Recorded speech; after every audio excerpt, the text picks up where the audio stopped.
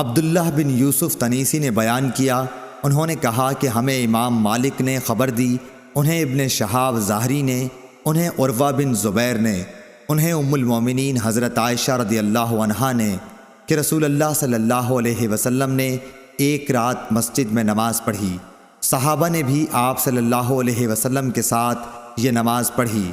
دوسری رات بھی آپ صلی اللہ علیہ وسلم نے یہ نماز پڑھی تو نمازیوں کی تعداد بڑھ گئی۔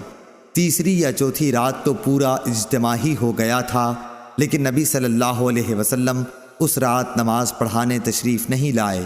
صبح کے وقت آپ صلی اللہ علیہ وسلم نے فرمایا کہ تم لوگ جتنی بڑی تعداد میں جمع ہو گئے تھے میں نے اسے دیکھا، لیکن مجھے باہر آنے سے یہ خیال مانے رہا کہ کہیں تم پر یہ نماز فرض نہ ہو جائے۔